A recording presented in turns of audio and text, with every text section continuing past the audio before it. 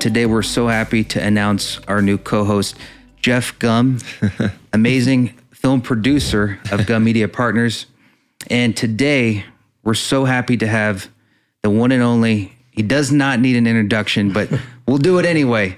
You've seen him on romance covers that have sold 55 million plus copies, iconic films, and more. Ladies and gentlemen, the one and only Fabio. Hey guys, thank you for having me. We're so happy to have you. Oh, it's my pleasure. Plus, you guys and Jeff are really good friends of mine. So, it was be fun. And we've been friends for a long time, man. Yes. Like over a decade for sure, Very minimum. long time.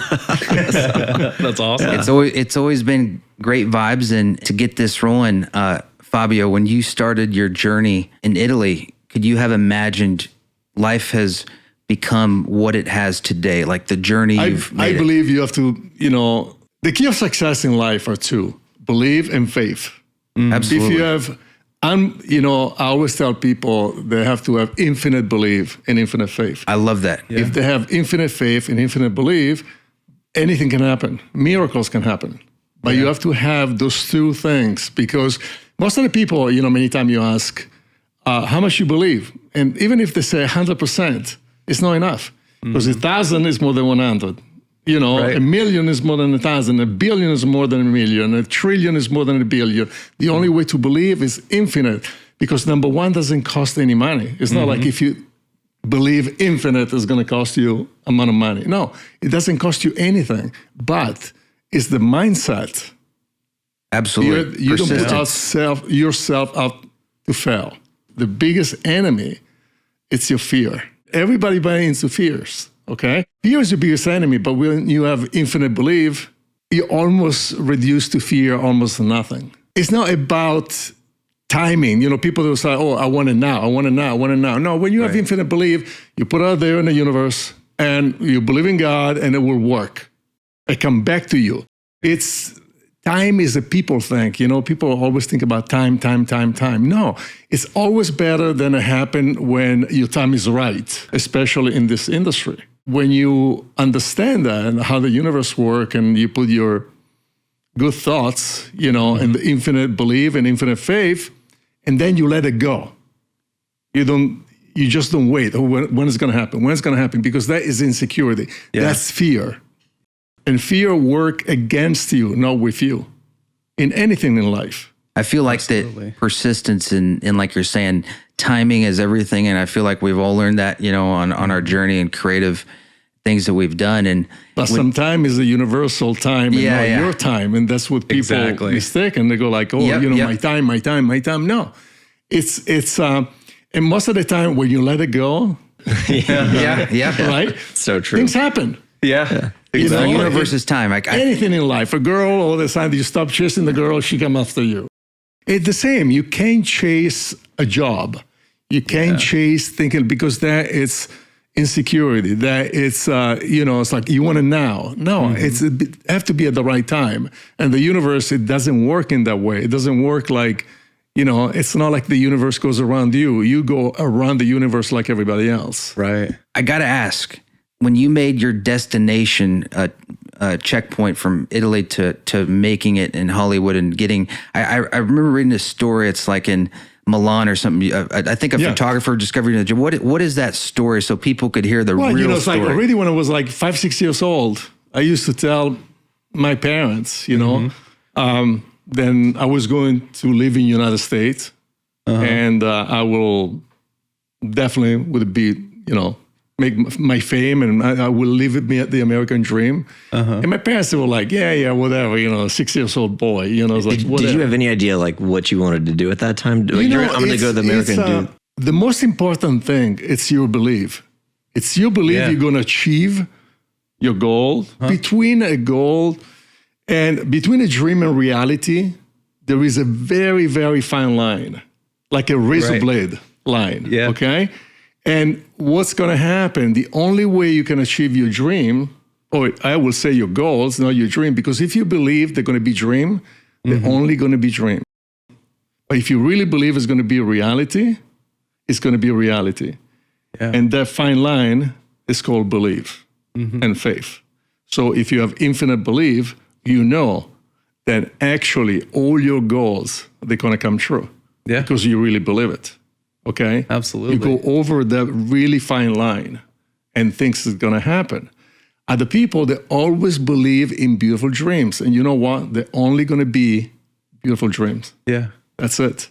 So was it your goal to before as well to be in to come to America because I always loved the lifestyle and everything. You know, America is a melting pot, different people over the world. So it kind of like when you live here, open up your mind. You know, when you live in a country like, let's say, Italy, France, German, you know, the Italian, they think they're the best. The German, they think they're the best. It's like, you know, and they have their own mentality, and they don't really grow mentally because they see their things in their way, you know? Yeah. But everything is good in something. Like, you know, the Italian, they're good in design, right? The German, they're great in engineering. I remember hearing from Jeff, and then also reading as well, like your family worked in the automotive business. I remember hearing from Jeff, you have the most badass car collection. My father was one of the first company in the world to build assembly line. Oh, wow. So assembly line, they're like, you know, anything from conveyors. Most of the people say conveyor belts. No, conveyor belt is one of the many conveyors. There's many type of conveyors. And different type of assembly line. But remember, everything in the world is built with assembly line.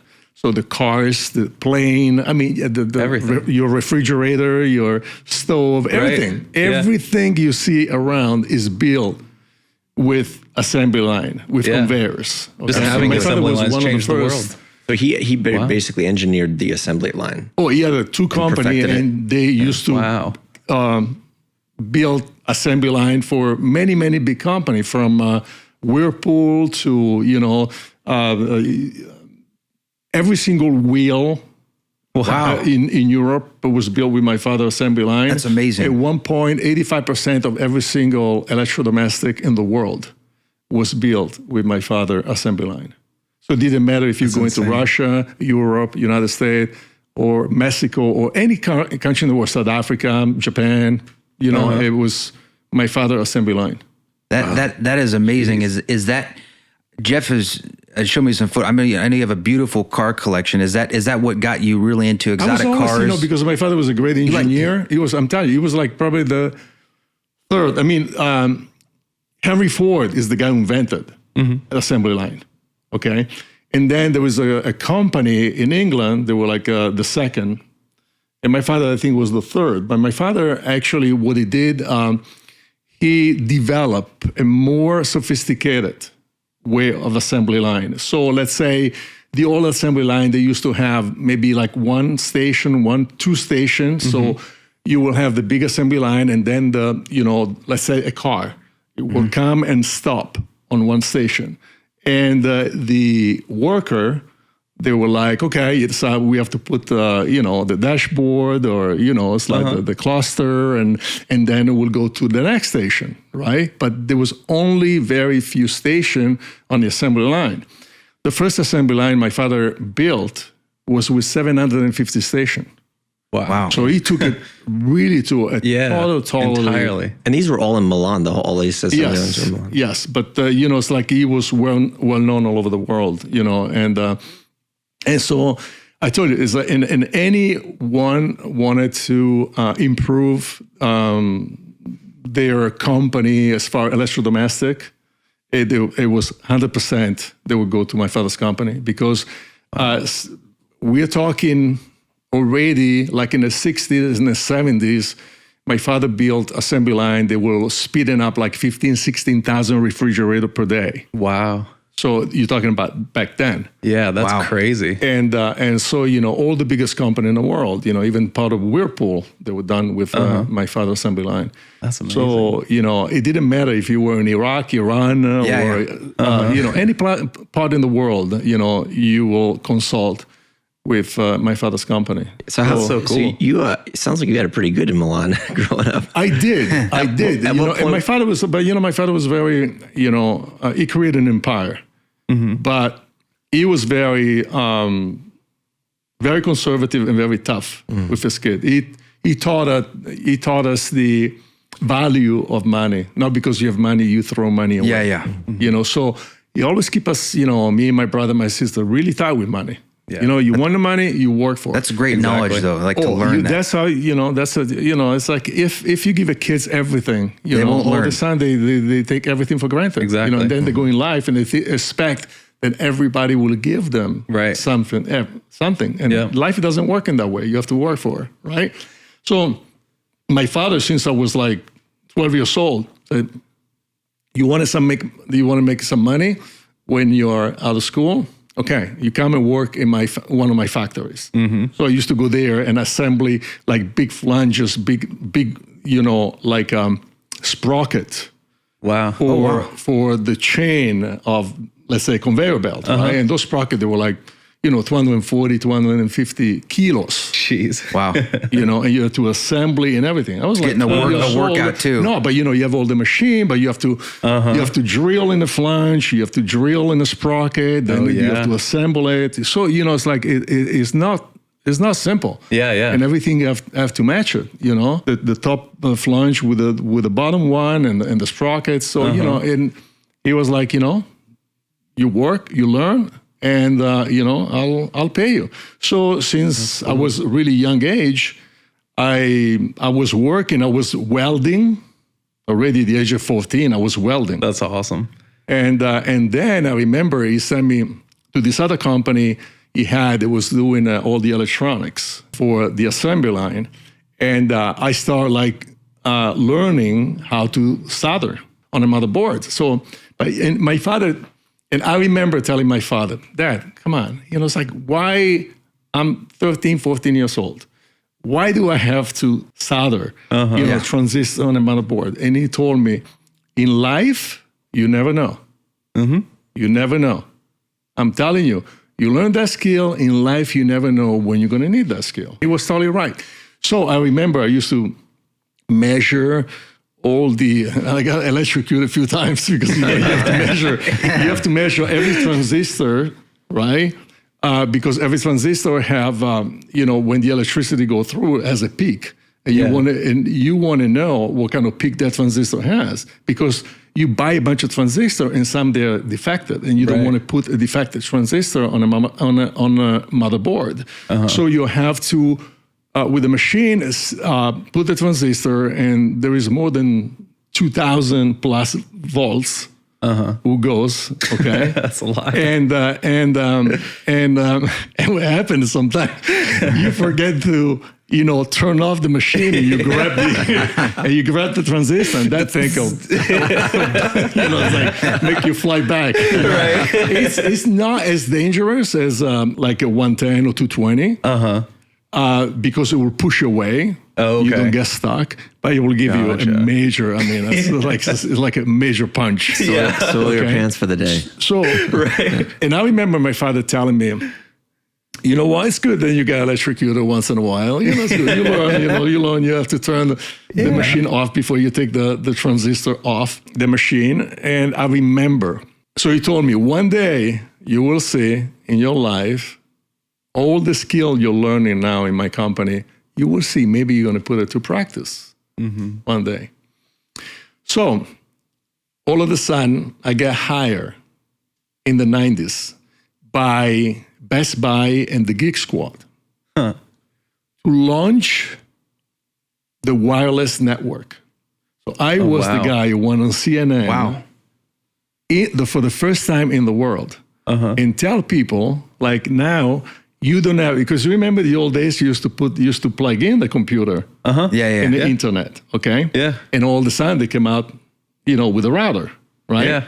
So I was the first person to represent the Geek Squad and Best Buy on CNN worldwide, and telling now it's not like a dog on a leash, right?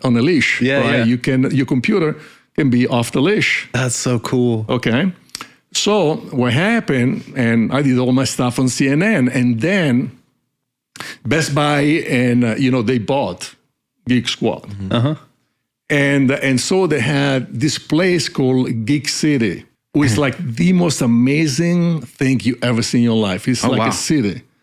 And back then, they had like 10, 15,000 nerds working in 24 on 24 on different, time. Wow. Okay, on 24 on 24. Yeah. Just all So the time. they have shower, they have beds, they have pizza place. I mean, Wow, that sounds and incredible. I'm talking to these people, and they're totally different. Totally different world. And I was trying to understand how can you live, 24 and 24 in this city, even if you have everything, video games and everything. Right. And they all would tell me, Fabio, if I go home, I'm by myself and I'm alone, and it's like here. With all my friends, and we work, and then we play video game, and then we sleep, and then we take a shower, and then we eat pizza, and then we work again. And it was really amazing because, and CNN was there. All of a sudden, they took me in this big room, and there were like 1,000 people. And all of a sudden, they brought in front of me a motherboard and some transistor. And the head of the Geek Squad, they go like, Fabio, now we're going to teach you how to solder in some transistor on a motherboard. You're like, let me show you. Like, okay, give me the transistor. and I start soldering. All of a sudden, for all those thousands of people in the room, I was God. I was like, oh my God, Fabio knows how to solder. He can solder What too. was that feeling I like? do this shit when I was 14 years old. What was that? What was that feeling like that was something that your father taught you? I'm sure that was a That's special what I'm moment. saying. It was amazing because at that point, when I was like, 13, 14, I didn't understand. I go like that, I don't think I'm going to end up, welding or soldering. Right. It's like I'm losing my time, right? Yeah. But then when the head of the Geek Squad brought those chips, those transistor and the motherboard, and they go like, oh, Fabio, I'm going to teach you. I'm like, you don't have to teach me. Right? And everybody was blown away. Of course. And all of a sudden, even in that, because I represent totally different than like what they represent. Yeah, A bunch of geeks, and that's what they love to do. Yeah. Never expect a guy like me to be able to, solder as good as them. Right. So, and they were like, oh my God, it was really good the way you tested. You have no idea how many times I got electrocuted, how many times, I solder, transistors and components on motherboards. That is so cool. That's super. Such a great story. Really humanize you from their geek perspective. Yeah. Right. They used to, okay, he's a model. Right. And, Yeah. Like he can do everything. Come on. Yeah. So muscle can, right. Probably he never saw a transistor in his life. Exactly. So at what point in Milan were you like, forget this place, I want to go to America? So, what was that? What's it like growing up in Milan that made you want to? Milan, it wasn't like a great city to grow up with because Milan was one of the first cities in the world to be affected by heroin and heavy drugs. Wow. So what happened, the Italian mafia, they decided all of a sudden, there was a lot of drugs going around Milan. Mm-hmm. And you could go in any square and find any drugs of your choice. And all of a sudden, the mafia, they decided, because it was a very lucrative, to decide to take all the pretty much drugs off the market and just distribute big time heroin. Wow. And so, a lot of people and a lot of young people in the beginning were like, no, I'm not interested. Mm-hmm. I don't want to go there and this and that. And eventually, it's like, when you're a teenager, you want to party, you want to have fun, and all of a sudden, a lot of people, after, they were going there for weeks and weeks and weeks and months, and they couldn't find anything except heroin. All of a sudden, they decide to try heroin. So a lot of people got addicted. Wow. So all of a sudden, every single park in Milan, it was crazy because I remember, walking through the park because I always had dogs, and it would be like thousands of syringers everywhere, including, stuck on the tree. And the kids. Like downtown LA. It's like downtown LA. Yeah. Not so different. No, it was worse than that. And back then, it's like, I remember like 7, 8 kids a day, they were dying in Milan because of heroin. It was an epidemic. crazy. And then That's too bad. what they did also, they were sending a drug dealer outside of school. I'm talking about elementary school. And they used to give all the kids candy with heroin in it. Oh my God. Oh, yeah. That's it was bad. insane. And so all of a sudden, you had a huge young population totally addicted, to, heroin. Was that the catalyst that made you just want to get out of there? I was like, number one, I saw, I was like, I was into sports. I used to be a ski racer. I used to do downhill and giant slalom. So I was always competing. I was always into sports, and all my friends were getting into drugs. And I'm like, wasn't interested. And so I saw, Italy going down that trend and totally, the young generation just go and just doing drugs, and it was very depressing. Yeah. And I lost some of my best friends. And, when you lose, when you find, I remember one day, girlfriend of a friend of mine, he was my best friend at that time. I was about 17 years old and he was 24 years. And he was 24. I remember I got a call at 3 o'clock in the morning. And she was panicking because the name of my friend was Arnaldo. And he went to the bathroom and wouldn't come out. And I knew he was doing heroin, and I always knew that, many times when you do heroin, you collapse. Right. You don't die, you collapse because you get so weak. And I go like, maybe he collapsed in the bathroom, that's why he doesn't answer. And so, if in a half an hour, keep trying. If he doesn't, it's like, I'm coming over. Yeah.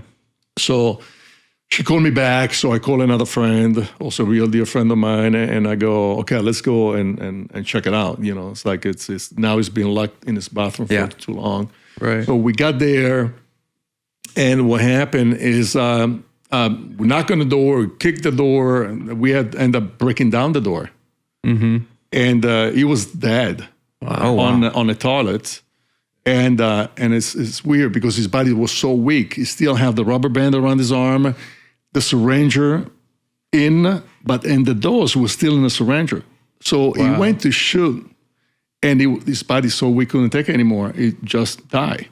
Now, back then, heroin, I mean, the older generation, like his parents, they were like, I remember his parents that were in the 80s, they never even knew what drugs, they didn't even know what drug was about. Sure. I remember this friend of mine used to have a big pot plant in his house, in his apartment, and the mother used to go and put fertilizer and put water, and everybody was like, "Oh, Fabio, don't you love my plant? Look how beautiful! Look how much she's growing." I'm thinking, "Oh my God, if she only knows what she's doing," it's like, they had no idea. Wow, that's hilarious. That's so funny. No idea. So now it's 4:30 in the morning, and we have to call the cops because, there was a dead body in the house. Yeah. And, it's like, and the cops, it wasn't like today. It was like, hey, he died of heroin. Back then it was like, oh my God, this is a big deal. Yeah. Right. So we called the cops, the detective came and talked. They analyzed the body and they took the body away. And then, thank God, the detective were really nice people. And me and my friend, we told them, I said, listen, the mother and father, they don't even know he's doing drugs. Right. So please don't tell their son die of heroin because they're going to have a heart attack. Just telling the son die of a heart attack. Right. Yeah. And I remember they told the parents the son died of a heart attack. I mean, I knew if it was probably in the United States, the cop that would have told the parents, but there was different time. So, they understood. I go like, it's like, There's a kindness to that. Yeah. It was like, Aaron was kind of new and, and they knew a lot of people that were doing, but if they were catching you back then, you would go to jail. Yeah. And it was a taboo. And nobody was talking about. But there was a lot of people doing it. But you see, when you lose your best friend, you see, you always look ad in TV. And I remember coming to United States and I see all the ad, drugs kill, alcohol kill. And it's right. Because, until you don't see one of your best friend dead sitting on the toilet because of heroin, you don't think about, because, normally teenager and so on, they're like, oh, we're invincible, we're vulnerable.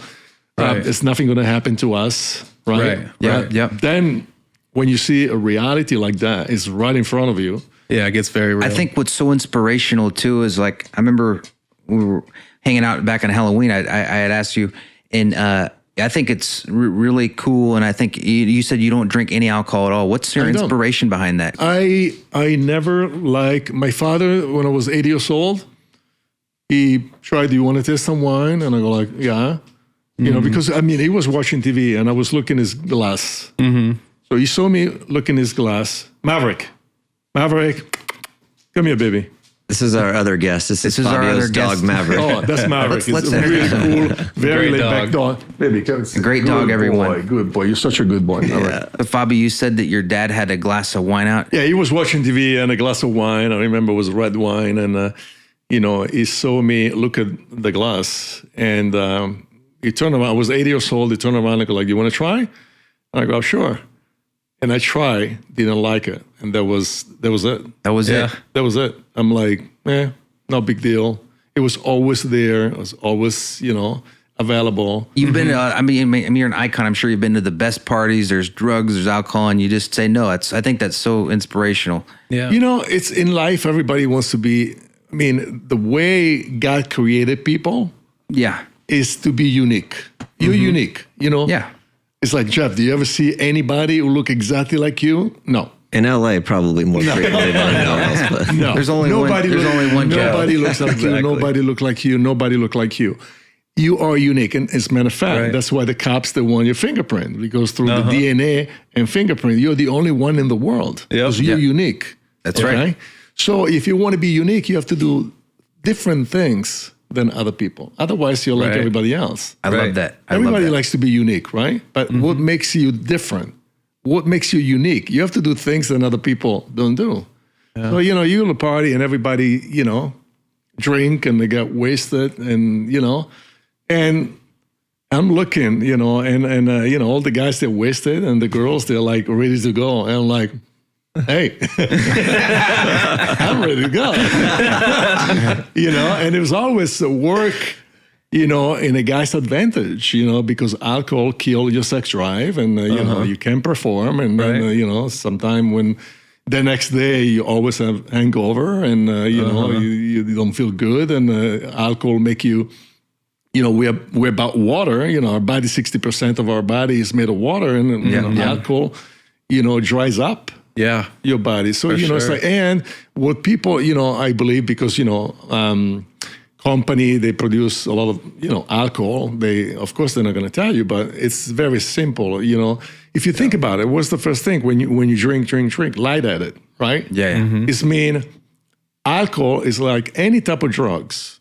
Okay, don't kid yourself. It's a more accepted drug, right? Because it's legal. It's not a drug. No, as a matter of fact, there is more alcoholic than drug addict around the world. It's more dangerous than a lot of drugs. That's what I'm saying. It's more alcoholic because it's like anybody can get it. Yeah, it's legal. But remember, number one, it kills your liver. Okay, and still today in the 21st century. When your liver it doesn't matter the surgery you do, the operation you do, even liver transplant, most of the time doesn't work. And the liver is the distribution center for the rest of the body. That's where all the protein they get processed in amino acid, okay, and give it to the blood, and then the blood bring it to all the, all the rest of the organs. Okay, so it's the distribution center. If the distribution, I always tell people, if the distribution center of the supermarket all of a sudden, they don't have eggs, milk, and strawberry, none of the supermarket is going to have milk, strawberry, and eggs. Yeah. Okay, that's your liver. So, every single organ in your body is going to suffer because of that. And also, the only cell it doesn't regenerate in your body is your brain cells. Mm-hmm. You only have so many brain cells. So if you keep burning and burning with alcohol brain cells, when you get older, it's going to be, bad news. Yeah. On this health note, I love all that knowledge, and everyone watching, what are some health tips for everyone out there that you could give? It's like you simple. work out every day, supplements. Everybody knows. What do you do? Everybody knows the enemy is the main enemy of our body. One is alcohol, because it really pretty much destroy your liver, and it really destroyed your brain. Yeah. Because that's why, it's like somebody hit. That's why they always wanted to check on you when you hit your head. Yeah. Because, and every time you hit your head, you burn, millions of cells, if it's not billions, okay? Uh-huh. So alcohol burns a lot of brain cells, and your body cannot regenerate brain cells. Yeah. Okay? So to me, it's very simple, keep life simple, because you can complicate your life as much as you want. That's right. Exactly. Or you can keep life very simple. I keep my life very simple, because when you keep your life simple, you're happy. Mm-hmm. If you start complicating your life, you're miserable. Mm-hmm. And it's not worth it to complicate your life. Keep it simple. Okay? Yeah. Well, don't drink, don't do drugs, and healthy food. It's true. Absolutely. Because when you have a night of drinking, you're almost borrowing from tomorrow's time. Yeah, Exactly. and it's like The next day you're taking that time. It's like a lot of people also drink to socialize. Mm-hmm. Excuse my French. That I mean, I have to because you get drunk and wasted. I have to, keep you company. I have to get drunk and wasted, and next day feel like shit. Yeah. No, it's like if you want to drink, great, drink, but don't make me feel guilty because Exactly. It's like because you jump off the cliff, I have to jump off the cliff. That's right. That's right. It's like, no, Exactly. sorry. People It's do like, that all the time, Yeah, and it's like a car, right? I always take the knowledge of the car because everybody has a car and they understand a car. Well, if you do the oil change, the filter change, all the loop change, and you put the most pristine gas in your car is not gonna break, right? Because if you change the oil every 3,000 miles, you keep the viscosity of the oil so the metal doesn't wear down, and it's like. The car is not going to give you a problem. But, sometimes people, they don't do oil change. They put cheap gas, and all of a sudden they go like, oh, this piece of shit. I'm going to switch. It's like, well, you didn't treat your car like it was supposed to. You didn't do your oil change, your filter change. You didn't do the actual maintenance of your car. Exactly. And your car's eventually worn out and breaks down. Yep. It's your fault. Do you still work out every day too? Yeah, about 4 times a week. Yeah. That's awesome. I think, it's like... guys, we work out, and that should be part of your life. Like you eat, you sleep, you work out. That's right. You have to move your body. You have to burn. Yeah. You have to burn calories. Absolutely. Because if you eat food or you drink Pepsi or Coke every single day, it doesn't matter how much you work out. You keep putting fat and garbage in your body. It's almost like it doesn't matter if your body's a Lamborghini. If you put cheap gas in a Lamborghini, you're gonna break it. The car is then going to perform. Okay? Yeah. The same. If you put cheap food in your body, eventually your body is going to break.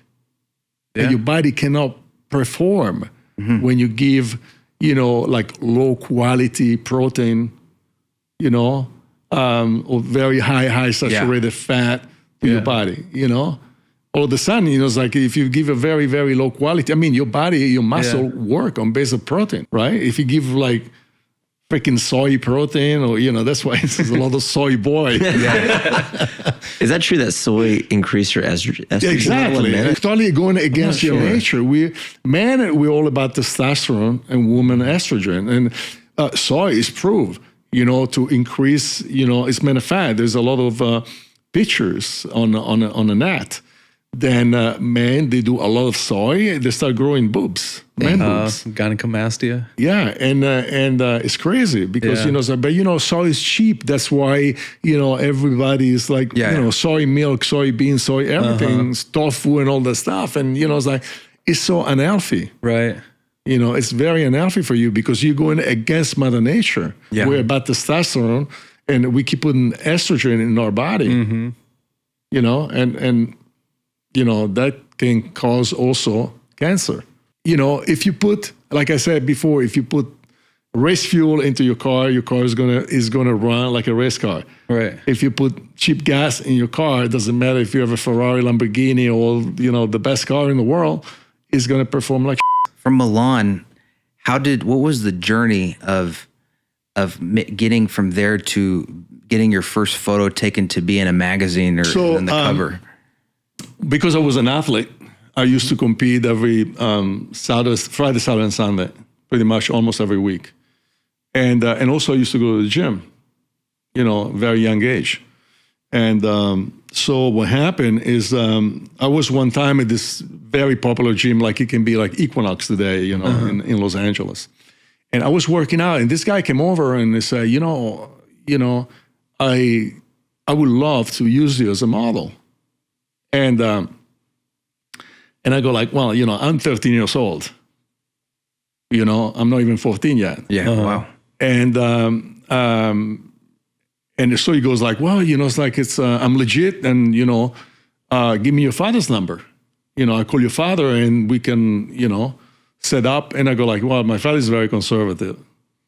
And, you know, I'm telling you, it's the only way I can do some photo shoot is have to be on Saturday and Sunday when I'm not competing, skiing, and I'm not going to school. So forget about it. If you go from Monday to Friday, you know, and I have school, there's no way my father's going to let me miss even a day of school. Okay, don't worry, let me call your father. So he called my father, and this guy ended up to be the biggest photographer in Europe. Wow. Okay, so my first photo shoot, it was with the number one. At that time, there was this guy named Oliviero Toscani and Elmo Newton. They were the two best photographers in Europe. And Toscani is the one who started all the Italian designer. You name it. Valentino, Versace, Armani, Ferré. Amazing. You name it. Dolce & Gabbana. I mean, you name it. Every single designer will start from Oliviero Toscani. So he called my father, and my father, you know, go like, okay, how much you going to pay him? And he goes like, well, you know, top model. I mean, models normally, professional model, they get like 100,000 lira. It was like probably $100 a day for the full day. And my father goes like, well, if you want him, it's $500 a day. And Toscani said yes, right? Wow. There you go. So my first photo shoot, I'm making 5 times more than, you know, money than a professional model. And my photo shoot was for 7 pages in Italian Vogue. So I'm not even 14 years old. Wow. And I already have like 7 pages in Italian Vogue. That's insane. Then from then, every single agency, they were like, you know, we want this guy. And I'm like, no, you know, it's like, I'm an athlete, you know, I don't want a model. You know, and it's so funny because sometimes people, they're like, oh, you know, I want a model. Right. Right. And then they can get arrested. Right. Yeah. And then, you know, to me, it was like always, you know, on a silver platter, you have to be a model. I'm like, I'm not interested, you know?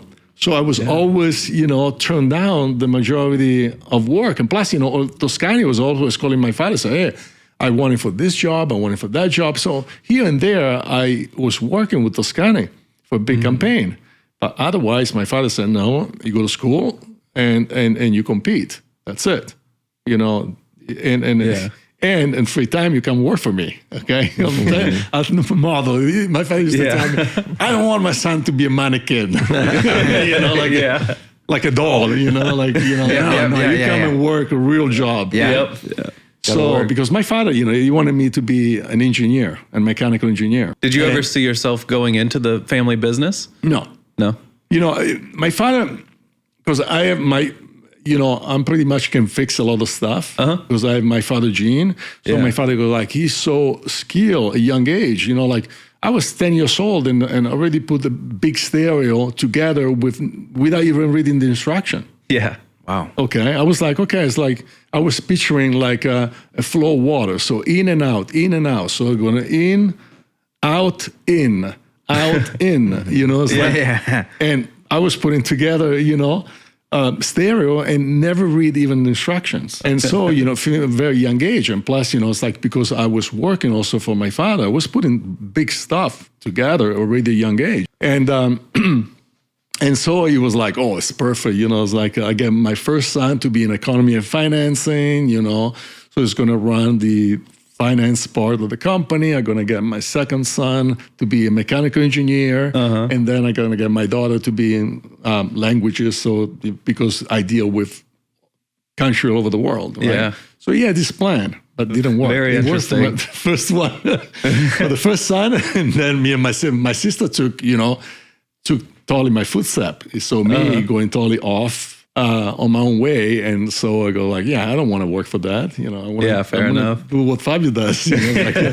So back then, it's like every single agency that was always like, give me their call. I want to represent you. I want to represent you. So all the biggest agents in Milan, they were like, we want to represent you. And I'm like, I was taking the card, and soon that person turned around, I was throwing away.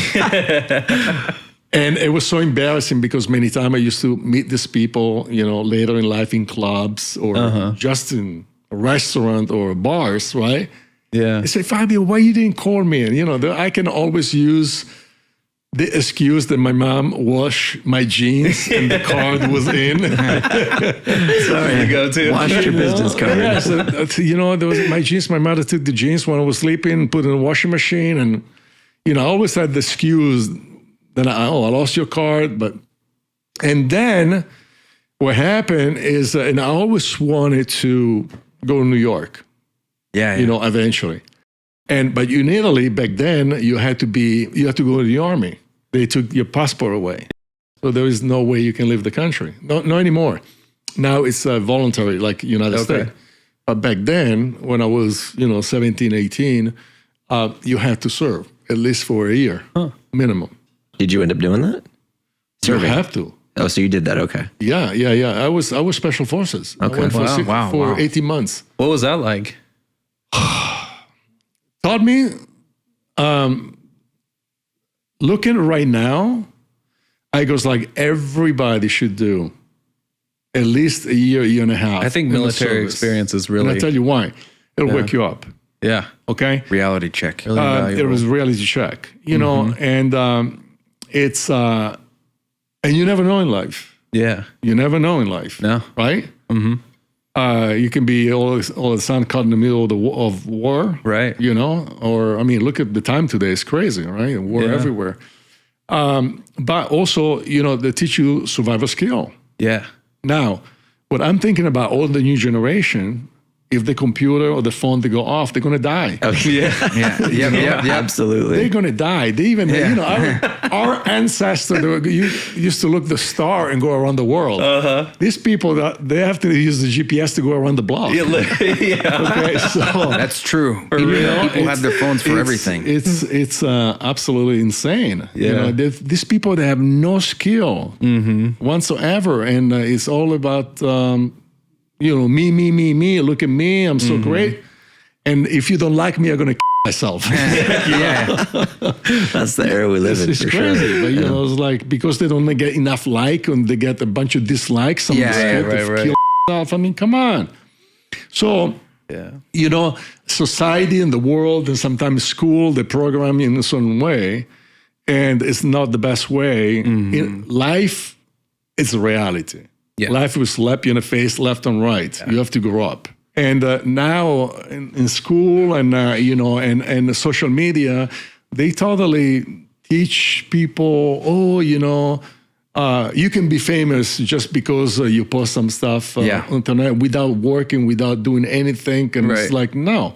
Right. And I'm telling you, it's like you have to work in life and you have to learn.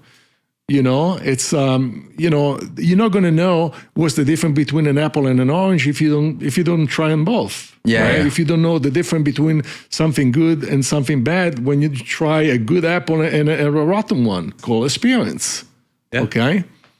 So it's very important. The young generation, they have no experience. They're like a bunch of babies, and they're like, really, it's like, I see like this young guy is almost like going, with this saggy pants is almost like, because I have diapers probably.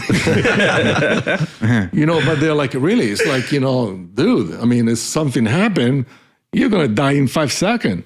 Yeah. You have no training, you have no, you don't know anything about life, you have no reality of life. You live in an imaginary world.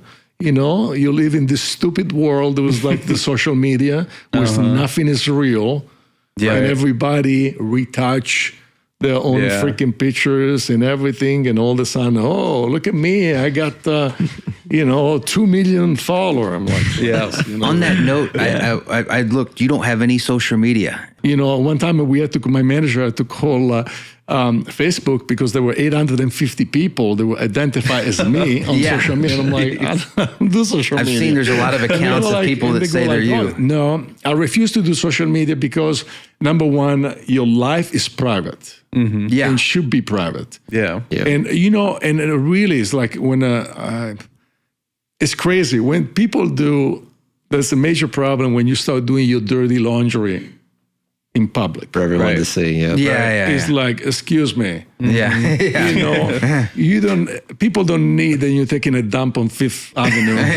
Okay, we don't care. Okay, it's like you're not that important. You're like a microbe in the earth, and the earth is even a microbe in the universe. Yeah. So it's like, don't think then the universe go around you, because you're nothing.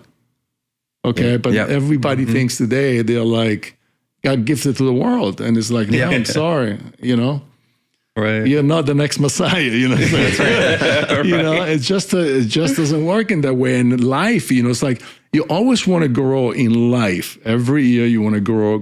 Because if you don't, life will slap you so freaking hard. Then all of a sudden, in 1 year, you have to grow like 10 years. That's right. And it's going to be a shit show. Yeah. Life is going to really, a major lesson. So I prefer to grow all the time. And not going through those really hard lessons. Absolutely. Yeah. That's then right. just go, I can be a baby for the next 20 years. And then Gotta work every day. There's some karate on you. And then you'll up. I feel like that comes around to your dad had a lot to do with that, because he wouldn't just give you everything as a kid. Totally. And He was like, he goes like, I work for my money. So, it's like, you want my money? You're going to work. Yep. And I'm going to teach you like nobody. He came from World War II.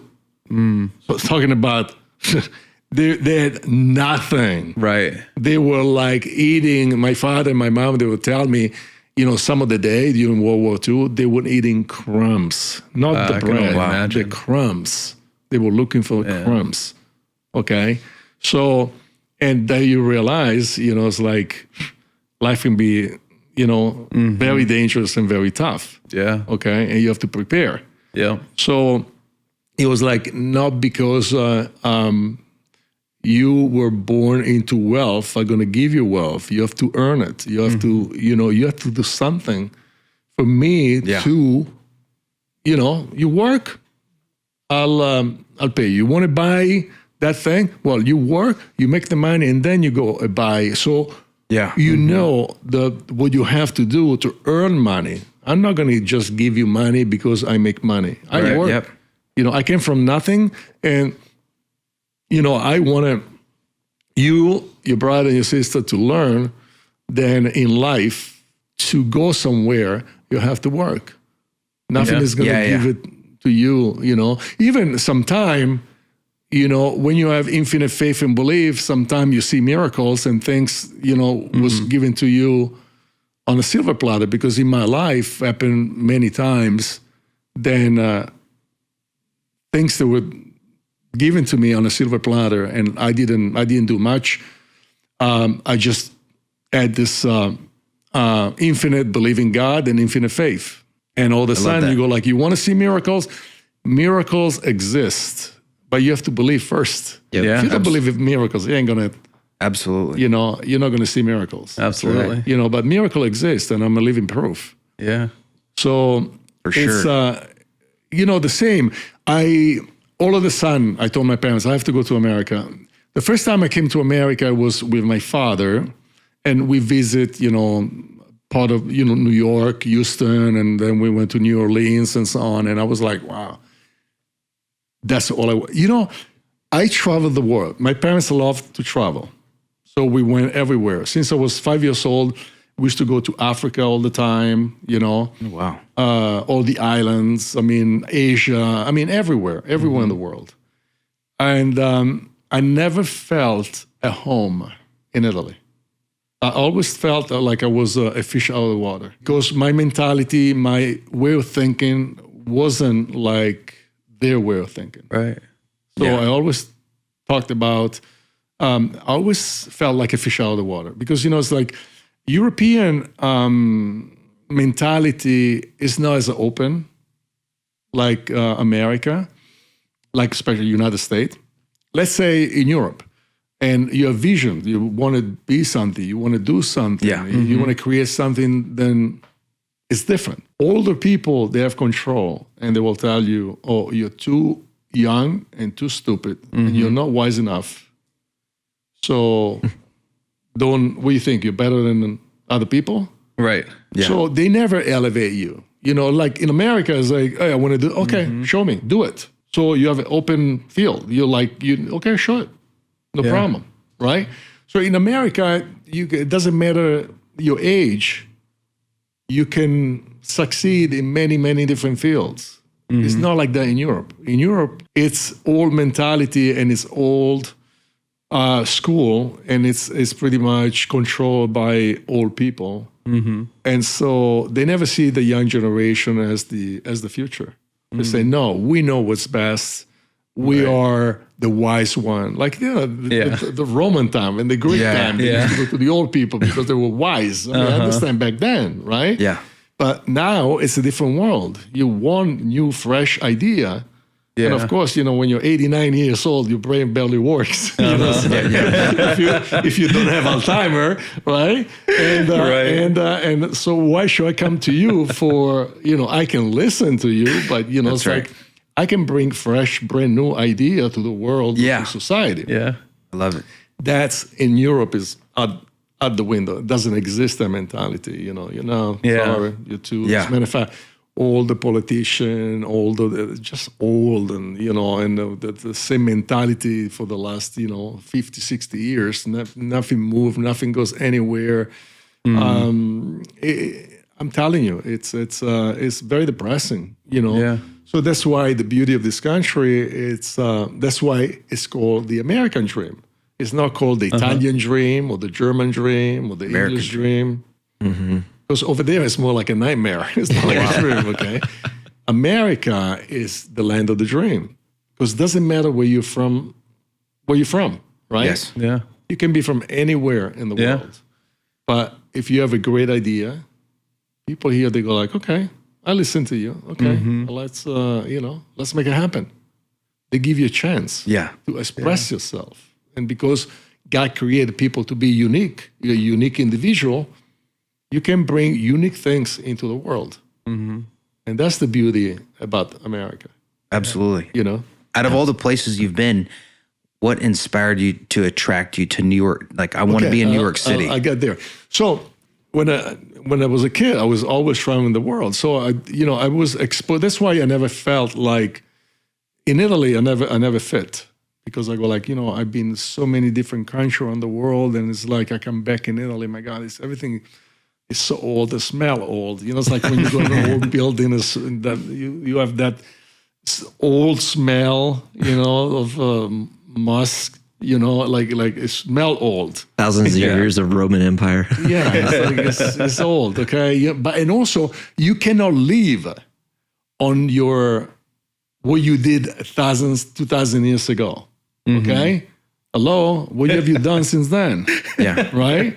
So, people in Europe, they still live, the Roman Empire, the Greek Empire, what the f*** you done since then? Those are your ancestors, okay? Yeah. They created roads and bridge. Then after 2,000 years, they're still standing still. And you create roads and bridge then even the opening day, they freaking break down. Their bridges, they're like, at the opening day collapse. So, it's what happened, from then to now. Okay? So, but because they're so corrupted, they're trying to make everything in this old people, old mentality, mafia mentality. So they try to, the Romans, they create the best cement ever create, okay? And their trick, they were putting limestone into the cement. So limestone, what happens? Cement, you have hot day and cold day, hot day and cold day. You have summer, you have spring, you have winter, and cement, because of the hot and cold, expand and then goes back. So cracks. Yeah. But not when you put limestone. Yeah. Oh, wow. So it makes the cement very flexible.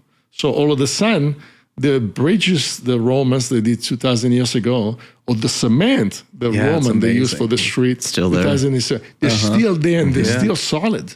Yeah. And the one they do incredible. now is like cheap cement. And and what happened? The all the company and the politician, they're all pocketing the money. So they buy the cheapest cement. So it really happened in Italy one time, and down in Sicily, they opened this big bridge. At the opening day, the bridge collapsed. Oh my God. Wow. That's crazy.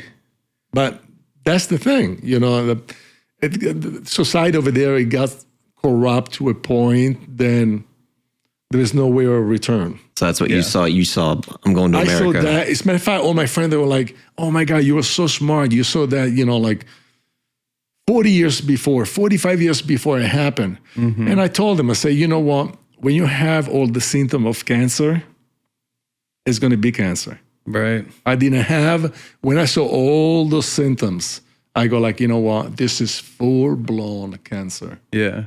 Let me get out of here. Yeah. Okay? And I did. And it was the best thing I did in my life. And talking about timing, so I left. Even my parents, they were, all of a sudden, one day I woke up and I said, Mom, Dad, I'm done with the military. Now I got my passport. I'm going to the United States. And they're like, when did you decide that? I go, this morning. They're like, are you crazy? You don't know? I said, no, I know a few people. And you know what? I have infinite belief, infinite faith. I have no fear. I'm going to go to New York and make it. You will see. Okay? So my parents, they were like, my mom was crying. I said, oh my God, it's like I'm losing my son. And, it's like he's going 10,000 miles away. And I said, Mom, you can always come and visit me. There's planes. That's right. That's right. Like, it's like, it's not like, I go and, like the old days with Columbus, on the ship, right? See you in a few months. So, Exactly. Right. See a few years, right? So, my mom was devastated. My father was like, oh, really? You want to go? I'm not going to give you a penny and F you. Because for my father was a slap in the face. It was like, I created all this empire for who? And I was like, you. Because you love that business. I don't. So don't expect me to do what, what you did. You did because you love, you put so much work and because you love it. You love it. It's you. But that's not me. Exactly. Yeah. And you have to do something that you love in life. Right. Because you put the extra time, the extra work, and it doesn't seem like extra time and extra work. So you do because you love it. Yeah. So time passed by fast. Absolutely. So I really booked a flight to New York. And I remember I left on Sunday and morning, and I got to New York on a Sunday night. It's 9 hours different. Wow. No, sorry. The 6 hours different from Milan, New York. Okay. I get in New York in the evening, and I remember taking a cab going into Manhattan and see the skyline. Oh, yeah. And I go like, oh my God, I feel home. Yep. I never felt home in any place around the world. But when I came to the United States, I was like, Yeah. I felt home. You're here. I felt home. Finally, after I've been around the world. That's great. This is my home. I feel home. I feel like I was born here. Okay? So I get to New York on a Sunday night. I take a cab. I stay with a friend of mine who was a fashion photographer from Milan. And he goes, Fabio, you can come and stay a few weeks with me until you look for an apartment, right? So, and I remember my father didn't give me a penny. Okay, I go like, F yourself and, you're on your own. I'm not going to give you a penny. Because my father didn't want me to come to the state. Yeah. Sure. So I go like, Dad, I don't want your money. I have $3,000. Think about it, $3,000 in New York City. Uh-huh. Okay, it's not much. No. Yeah. So I remember I get there with $3,000. So on Monday afternoon, I go to see two agencies, Wilhelmina and Ford. Uh-huh. And Ford at that time was the biggest agency in the world, Ford Model Agency. Wait, real quick, Fabio, how did you get back into that? Because you were trying to avoid the modeling career. How did you get tied back into modeling? Between 13 and 18, then I did a bunch of, every time I wasn't competing, I used to work with Toscani and many other photographers. Just doing a bunch of campaigns. Oh yeah, I did a bunch of campaign, all big campaign from Versace to, all the big ones. Okay. So when I went to New York, so I got there on a Sunday night. On a Monday afternoon, I went to see Wilhelmina without an appointment. I just, I'm just going to pop in.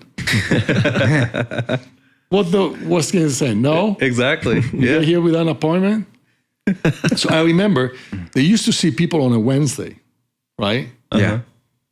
And on a Monday afternoon, I go in Wilhelmina, and I walked in, and I show my book, and they go, "We want to represent you."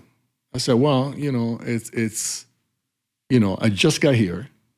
And I mean, this was my first day in New York. Amazing.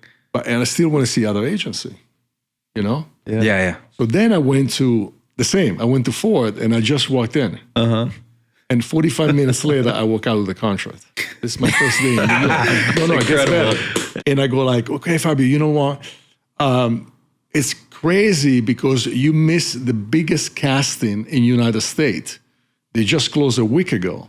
But we want you to see one of the biggest photographer in United States. At that time, there was Avedon, Scavullo, and Barry McKinley. Those were the three biggest photographers. Bruce Weber was just coming up. Then there was Bill King and a few others, and Stephen Maziel. But those ones, they were coming up. The three biggest ones, they were like Avedon, Scavullo, and Barry McKinley. So they go like, we want you to go downtown to see Barry McKinley for future jobs, right? It's too bad then you got here a week too late because we would have sent you to this casting. They cast all over the United States for the biggest campaign in America. And I said, well, it's like, I got here a week later, so what am I going to do, Right. So I didn't think much, right? So they go like, take your book, get a cab, and go to see Barry McKinley. So I went to see Barry McKinley.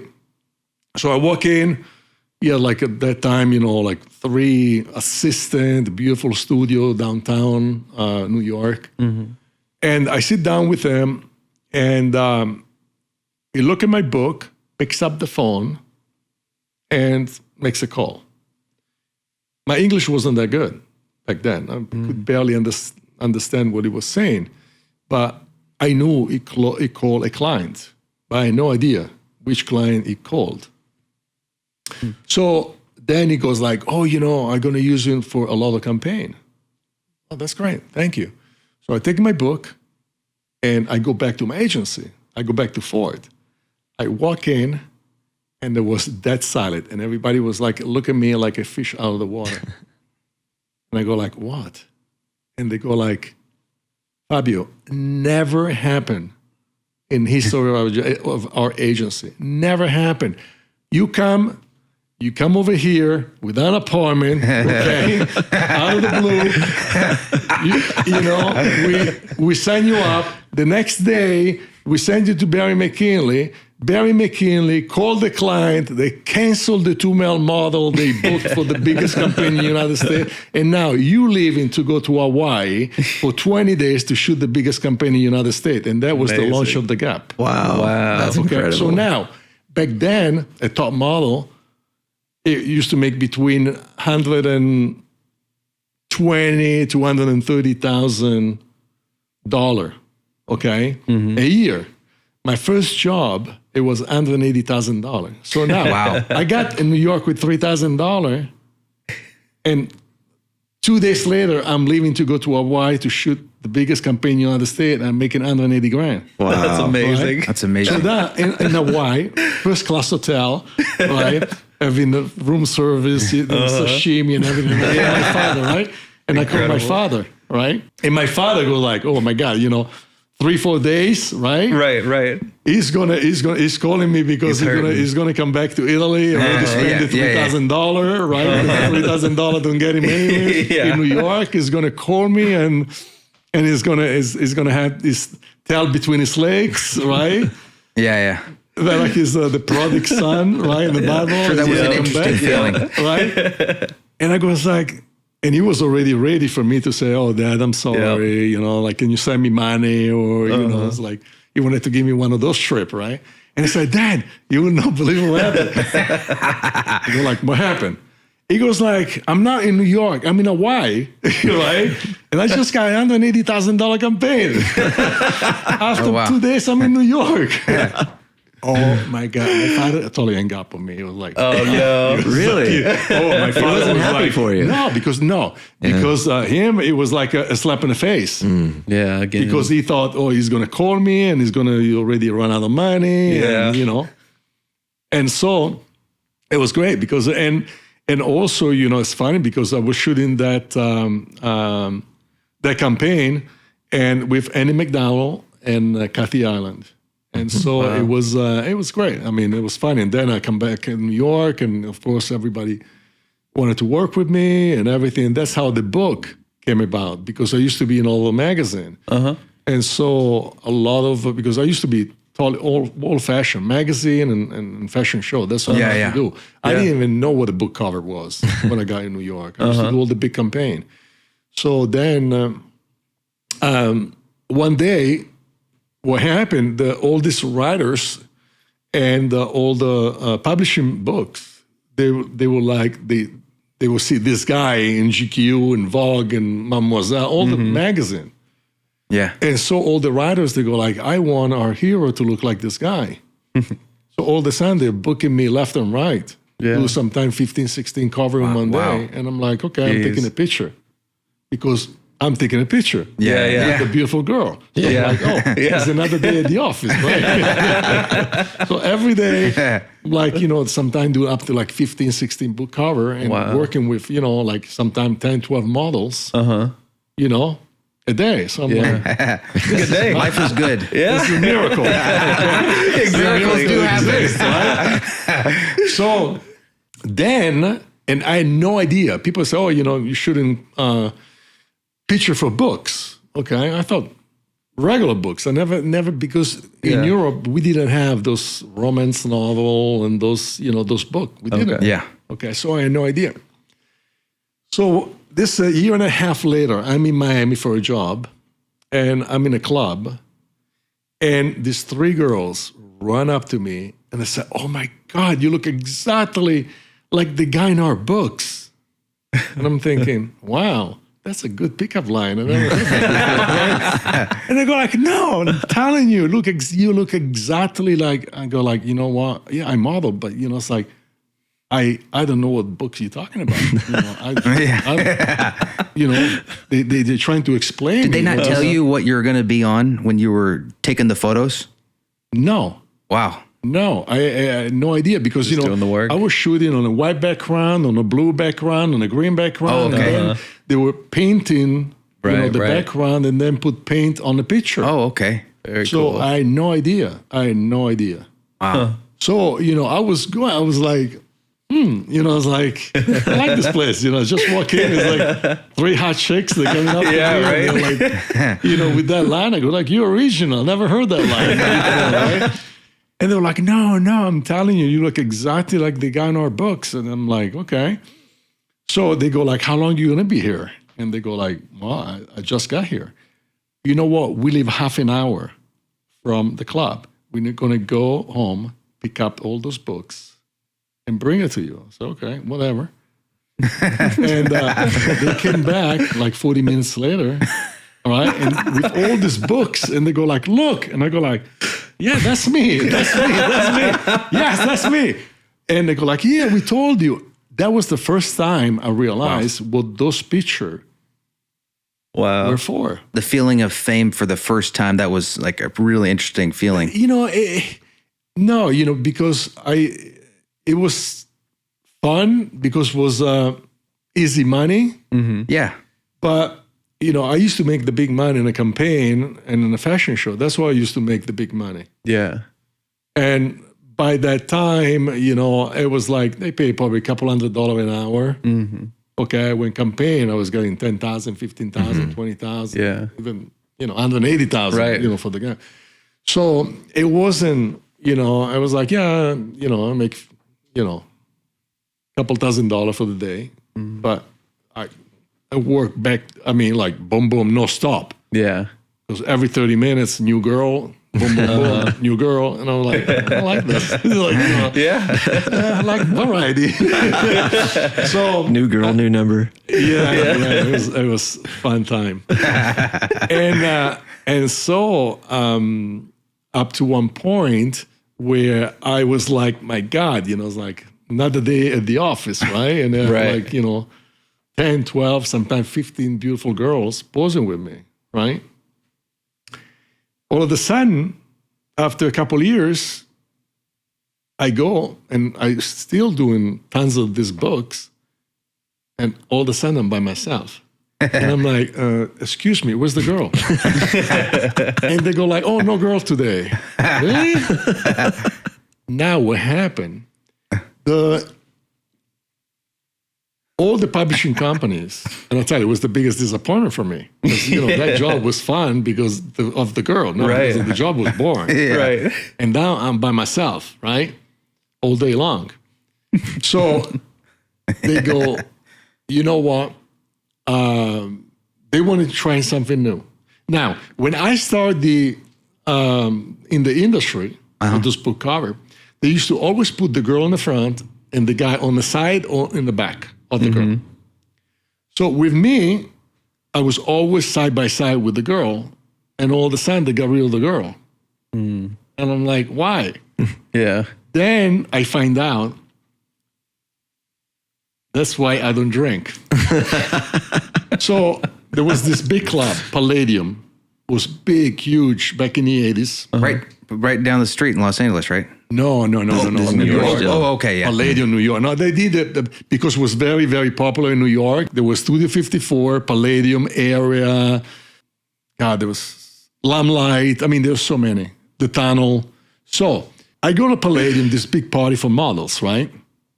So, and there was all the big publishing company, right? And I don't drink. By 2:30 in the morning, everybody's drunk. And I end up talking to some CEO of this company. And they go, oh, you know, and I go like, why now it's, you know, it's only me on the cover? Oh, because with this cover, then actually when we put just you on the cover, you increase the sell by 70 or 80%. I got all the information because all the CEO, they were drunk. They would never tell me if they were like, okay. So at that time, also I had a manager, right? And I go like, okay, I make $200, $250 an hour. Right. And this company, they're making hundreds of millions and billions out of me. You know? Mm-hmm. Let me call my manager. Okay. Yeah. So called my manager and I told him, I said, hey, the CEO, they told me, you know, that's why I'm the only one on the cover because, you know, all the top writer, they just want me on the cover because I bring, their book skyrocket. Okay, 75, 80% more. People, they were selling, let's say, 250,000 copies. All of a sudden, they said 3 million copies. Okay, crazy, right? So my manager, I remember, they called, all of a sudden they want to book me for some other cover. And all of a sudden, my manager goes, well, if you want it now, it's going to be between $250,000 to $300,000 per cover. And you know what? And those agents, company, they say yes. Wow. Yep. Amazing. So all of a sudden, instead to make $250 Yeah. I was amazing. making $250,000 or $300,000 for the cover. Incredible. Yeah, it was crazy. But you see, it's like, if I was drinking, probably I would, that thing probably would go over my head or one or the other because it would be. You were on point. Yeah. I was right there. I go like, oh, interesting. I noticed after those covers, like the first time I remember seeing you in my existence, and my brother and I's existence, I remember we had the TV on and this film came on, Dude, Where's My Car? And I remember I was like, oh, Dad, who's that? And he's like, that's Fabio. He's on all these these covers, and that's the first time we saw you. And then in Zoolander. Was that a desire to start doing movies, or what was that journey like? In my life, the most important thing, the most beautiful gift God give you is the gift of life. So you have to treasure that gift. So to me, it's the most important thing in my life. So I want to work, but I don't want to overwork myself. Yeah. Because balance, everything God created is balance. Okay? So, and we always screw up the balance. Okay? So, like even the ecological chain on the planet, there was an ecological chain on this planet. Yeah. And we start breaking some of the links, okay? And things are falling apart. So everything God created is balanced. That's why you got 2 legs, 2 arms, 2 nostrils, 2 eyes. It's like, because everything is balanced. Yeah. And I go like, you know what? It doesn't matter the money. I'm never going to overwork myself if I think I'm not going to enjoy my life. Yeah. Because my life comes first. So many times, there was a time where everybody wanted me to do a TV show. Disney, I remember they offered me Tarzan. They wanted me on a contract to do the TV show and movies. And I remember telling them, no, I don't want to do it. And I'm like, we're Disney. Nobody ever turned us down in history. I'm like, well, get used to it. There's always the first time. And they thought it was about money. So, they came back multiple times. And I'm like, what part of no you don't understand? Right. But, it's almost like, I felt like a girl who wants you desperate. Yeah. He wants you so bad. And it says she become a stalker and she doesn't ever take enough of an answer. And I felt that in some of this meeting with Disney and then later, in a big meeting with Universal. And I was the only celebrity in history of Universal and Disney to tell them no. And I tell them, the executive, what part of no you don't understand? It's like, but That's now great. being around the world, I've been in Mexico a bunch of time, and I go like, you know what? I can live in Mexico for a week, 10 days, but not 8 months out of the year because I'll go nuts. Yeah. Okay, because it's not a mentality. Then nothing working is always mañana, and it's like nothing is get done. It's like, and I'm thinking about. I'm not going to ruin my beautiful life and live 8 months out of the year in Mexico and, and be in the jungle and running around with a loincloth. Sorry, but, I'm not that dude, It's, and I remember Disney, they were like, no, but,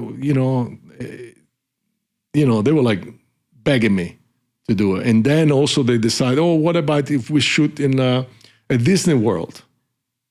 Like a Disney World? I went there a couple times and every 5 seconds somebody was screaming my name.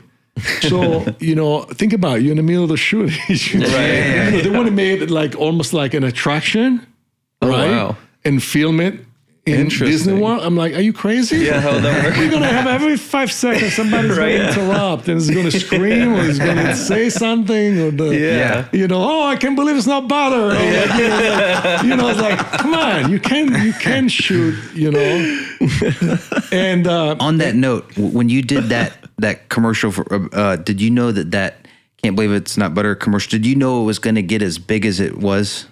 No, or just like another day in the office. It was the longest run campaign in the history of the United States. Wow. 23 years. Wow. Okay. Wow. So that was another thing.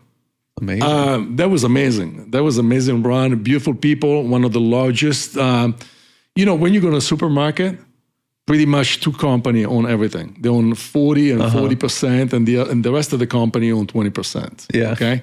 So when you walk into the supermarket, it doesn't matter what aisle, if you work down the butter, the oil, or the toothpaste, or the detergent, or anything, it's owned by two companies. Yeah. Procter & Gamble and Unilever, okay? Worldwide, they have the monopoly. They're the two biggest, company in that field. So, even if you take, like a deodorant or cream, they own it. Yeah, somewhere up the chain. They all own it. Yeah. So it was great because working, and also, all the cologne. There's 4 companies in the world. They make cologne. Unilever own 3 out of the 4. So it doesn't matter what cologne you buy, it's owned by Unilever. By Calvin Klein or by Chanel, it's owned by Unilever. Yeah. By Calvin Klein, it's owned by Unilever. So when they came to me, they said, we know we have this product and we thought it would be perfect for the product and we want to sign you up, right? And I think it's going to be, a fun and big campaign. And so I was, okay. And the concept and everything is great. So they told me the product was selling about $2.5 million, and they want to really expand, And even think about this, in the butter, margarine, oil, and substitute, Unilever own 85% of the world. So it doesn't matter. Even if you go to Italy, all the olive oil is owned by Unilever. Interesting. It's crazy. You go Russia, you go anywhere, it's all owned by Unilever. So we shoot the campaign. I can't believe, from $2.5 million to $500 million. Wow. Okay? That's insane. We cannot even catch up with the sale. Of course, my manager, my agency go like, oh. Again. So then it was crazy. It was crazy money. It was another miracle. All of a sudden, the beginning I was getting paid $750,000, $850,000 per day. Well, I'll tell you a funny story. Every time I used to go on a talk show, right? Everybody wanted me to say the line. I used to play with them. Oh, come on. Really? Do I have to say the line? People they had no idea. Then every time I would say the line on TV, on a radio show, on any place, was $35,000 in my bank. Wow. That's awesome. Wow. So just to say the silly line, I was making $800,000, $900,000 just to say the line. That's and all of a awesome. sudden, everybody on the show, they want me to say the line. Do you want to say the line to everyone out there? So I don't work for them anymore.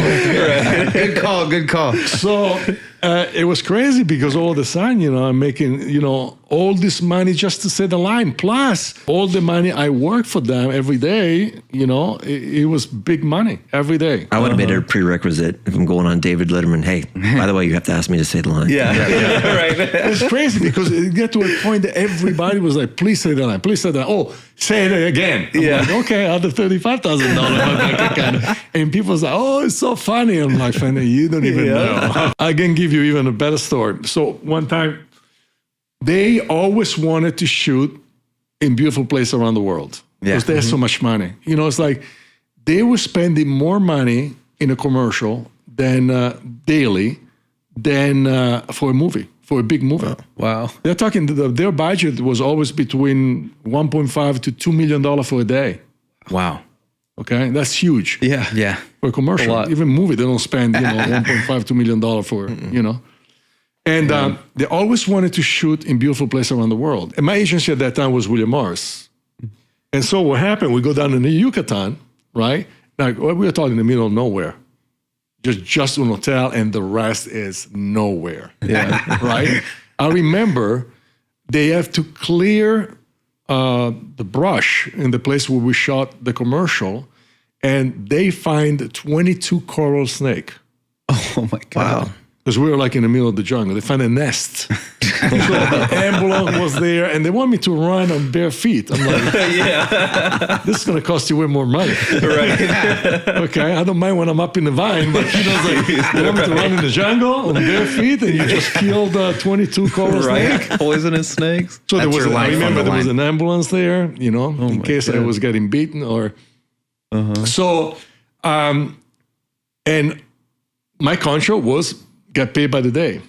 And all of a sudden, a hurricane moved in the area.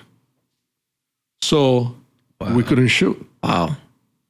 And I remember it was crazy, pouring raining, right?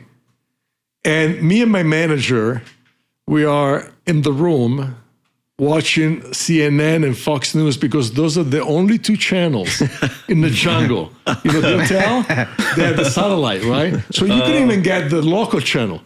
The only two channels on TV, they were like in the middle of the jungle, CNN and Fox News. The two only crazy. channels, right?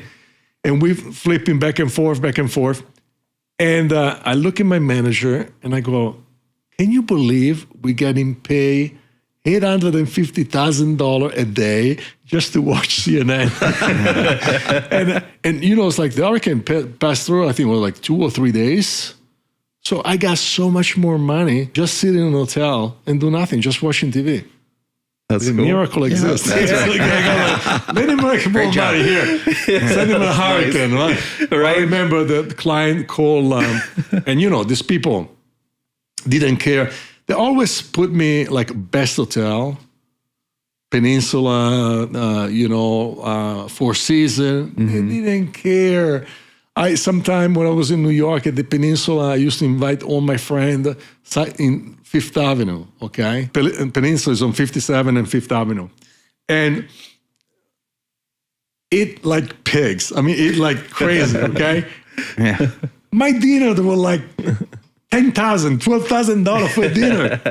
Okay? The client never flinched. Never. It was like nothing. I remember one time, my manager went down to the boutique in the Peninsula, and between him and his girlfriend, he bought a very expensive, moisturized cream for him, the family of the wife, the girlfriend at that time. $4,000 moisturized. Wow. Wow. Okay, that was the only time. Then the client go like, Eric, $4,000 moisturizer. What the heck? It's like, Yeah. oh, it's like when he does the appearance, it's like, all those girls touching him. Like, I don't want him to be moisturized, Yeah. Oh my God, that was the only time they complained. But going back, I remember them calling my agency, William Morris, at that time. They were trying to negotiate. It's like, but it's like we can shoot because of the hurricane. And William Morris said, well, we set the contract. It's like every single day you use him, that's the money you have to pay. And they were like, can you give us a discount? I'm like, no. That's the, hey, he didn't choose the place. You guys choose the place. Right. So, you can't blame on him. He just came in to do the job. And now he's stuck in a hotel, and the contract say you have to pay this kind of money every day, and, there's no way out. Speaking of friends at dinners, I remember the story of, you go to the Playboy Mansion parties. It was You're fun. very strict on who shows up. And Fabio would sneak his friends into like all my guys' friends and stuff like that. And Many good times there. One time, you have to go, Fabio, like, I never saw normally so many guys at my parties. I used to sneak in all the cops, the sheriff department, all the, I used to go with the biggest, van or the biggest SUV and sneak a bunch of people, in the trunk and stuff like that. Oh my God. What was your favorite They're just hiding in the experience? back. They're just hiding in the back of the truck. They pop out at the party. That's amazing. Sneaking and trucking them in. And I was one of the few celebrities that was allowed to go with my car or the truck or the van, whatever. Yeah. I was using all the way to the front door. So we go through security, right, at the gate. And then there is a hill between the gate and the door, in the front door. I used to stop there and halfway, and everybody used to come out from the trunk. And get in the seat. I sit in the front. Oh my God, it was funny. What was your favorite awesome. party at the Playboy Mansion of all time? Oh, there were so many Halloween and the pajama parties. I mean, it was crazy. It's like shooting fish in a barrel. We've all been there, I think. We haven't. It was crazy parties, crazy. Yeah. So you were living in LA at this time when you did that. Yeah. I was in I can't LA. believe I can't believe it's not Buttercream. You're already in LA at that point? Well, I used to I bought a beautiful place in Manhattan. And so I used to have my place in Manhattan and my place in Beverly Hills. And I used to go back and forth for work. Yeah. So work in both places, Okay, like for Costa. sure. And as a matter of fact, I remember all the flight attendants, they go like, oh my God, Fabio, you fly more than us. I mean, I used to go, oh, it was crazy. And now he has a property in Washington. Yeah. That's Nice. I love that. And you were saying before this, the property is beautiful, tons of It's land. so beautiful. It's really, Jeff, so it's like I have 500 acres and it's like I have my own national park. I mean, you That's walk in, there's amazing. every single animal you can possibly imagine. There is like hundreds of, elks and bears and you name it, bobcat. I mean, you name it, every single animal you can possibly imagine. 2 big lakes, 4 ponds, 10 creeks. And the lakes are real lakes. They're not, pond. People say, they're real lakes. That's amazing. Very, very deep. Both lakes are spring water lakes. So Wow. it changed 24 and 24. If you go there tomorrow, it's not the water you have there today. That's amazing. And there is like thousands and thousands of trouts. Thousands. so cool. Wow. Yeah, it's a beautiful place. Yeah. I helped him move up there. That's fun. Not only does he have besides a ton of supercars, he has 150 motorcycles. So Wow. I hauled a truckload of motorcycles up there. That's And awesome. I'm not even a truck driver. It's not my But we had forte. fun. We had fun. We have fun. What's your favorite car in your car collection? They're all my favorite because, it's like there is not really one because they're all so good. They're all so good. They're each their own thing. It's just, they're all so good. Yeah. You can't say one is the best. Yep, Because, sure. it's like, if you love, speed, of course, Lamborghini, Porsches, the Ferrari, but, definitely Lamborghini, Porsche, and the Black Series Mercedes. Those are super fast and everything. But also, if you want to be comfortable, the Bentley, the Rolls, the Euros, Lamborghini. It's the Aston Martin, just piece of work. It's like, how can you say when you look art, then a painting is better than a sculpture is different. Exactly. It's not like one is better than another. They're both beautiful. It's like the same. It's like you can compare, a Lamborghini, Ferrari to an Aston Martin or a Bentley or Rolls. Different cars. For sure. Exactly. Yep. But Different pieces of art. they're beautiful and make the drive such a pleasure. Yeah. Walking through Fabio's car collection is pretty impressive. And your bike collection. She has a lot of motorcycles that are Ducati race bikes. Like it's like the actual bike that won the race. They'll just go buy the championship It's bike. $500,000. That's awesome. Wow. Do you ever ride them? That one you can only ride on a racetrack. Yeah, that makes sense. It's and that bike will on you, like this on you, 180 miles an hour. Wow, man, I bet. That's how much power that bike has. At 180, he'll still wheelie? That's insane. That's why I felt bad when I helped him move up to when I helped him move up to Washington. There's a truck full of bikes, right? Yeah. And tell the story. I got the truck stuck on a tree. Oh no. Well, because I was, I was talking to Fabio on the phone. This is the story. So my driveway is 2 miles long from the gate to the house, and you go into the forest. And I have on my property the biggest tree in the entire Washington state are on my property. Wow. Okay, Wow. they're How big is that? gigantic. Just the root. Just massive. Just the root. They are big enough to mess up a big truck. I believe it. Okay. So I tell him, I said, me how do I me a know." favor, because he's always on the phone. I said, do me a favor.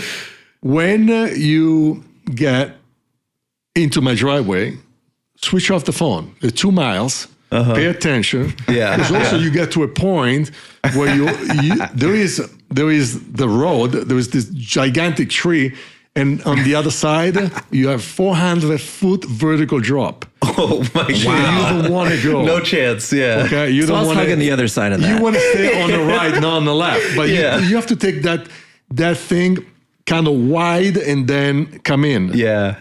Okay. Yeah. So you have to almost go close to the edge and then come in. He was on the phone. So he didn't see on the side, there was this gigantic tree and root about this wide. Okay. Popping out on the side. And all of a sudden I got a phone call from him and he goes, I'm stuck. He goes like, what do you mean you're stuck? He goes like, I'm stuck.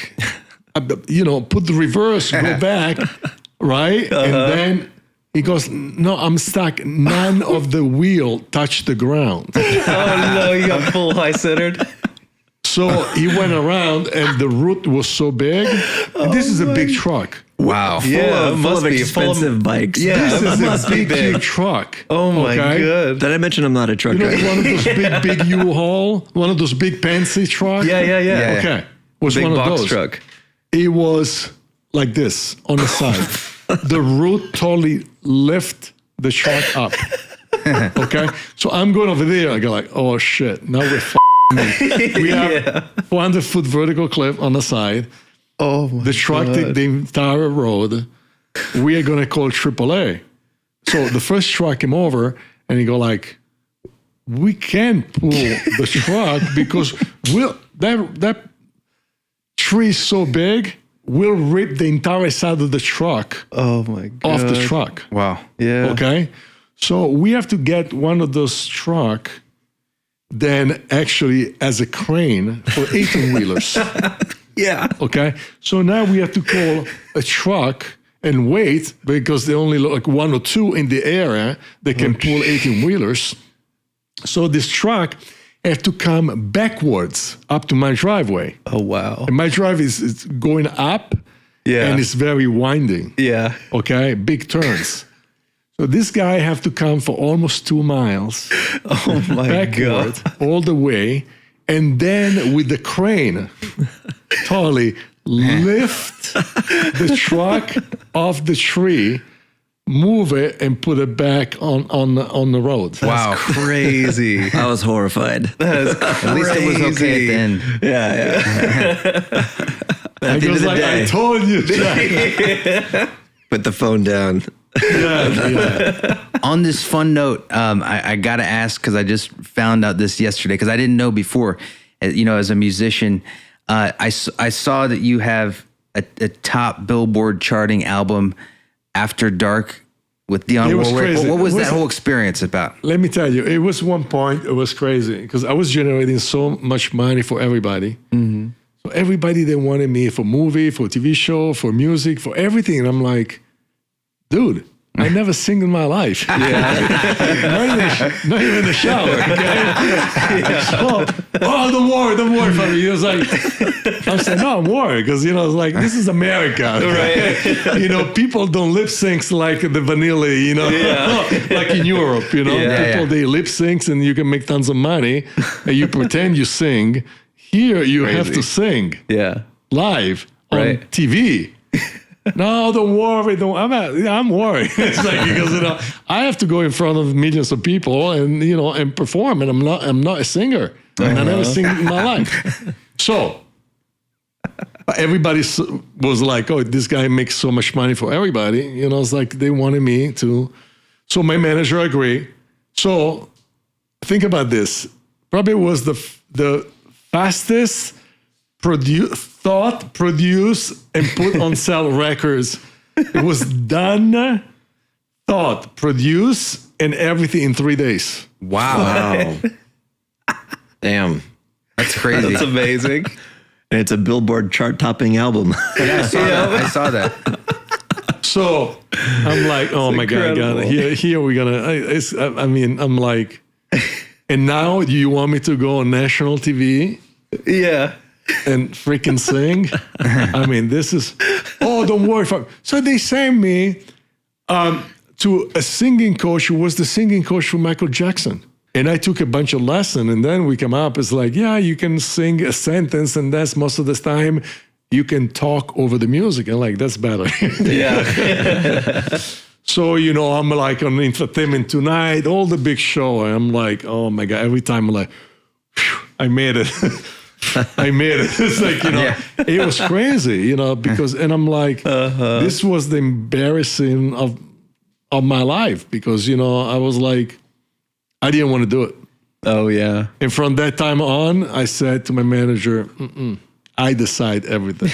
Yeah, that's good. I think that's what's cool, because a lot of times, like in Hollywood, people are just so thankful to get something. They take every opportunity, and you didn't sell your soul. Right. And I think that self-respect is awesome. Right. Yeah. And it goes to, like, I also saw that you are a speaker for the Cancer Association. Society, Cancer Society. What American inspired Cancer that journey? Well, my grandmother died of cancer, so I was very close to my grandmother. So, I thought anything to make. As a matter of fact, also I raised some of the biggest, some of the biggest money for the American Cancer Society, and I did it for many years. Wow. And That's great. So I was the spokesperson for many, many years for the American Cancer Society. Very cool. And then also, I did this big ad, this big campaign, where there was a picture of me laying on a beach and looking into the camera and say, lips are for kissing and not for smoking. And it was a big campaign. That's great. That's cool. Yeah. It was great. It was good. It was a lot of fun. Plus was for a good cause. Yeah. Plus, Yeah. what we did at that time, I was launching all the, Gianni Versace campaign in the United States.